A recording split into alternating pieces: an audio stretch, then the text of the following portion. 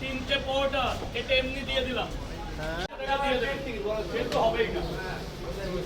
তিনটে পরোটা একটা ডিম 40 টাকা, টাকাটা এখন দেবে না পরে দেবে, তাহলে 3 নম্বর ফলোয়ারে চলে যাবে। 1 2 3 উইটা স্যার বলুন, এরপরে তো বলুন কটা?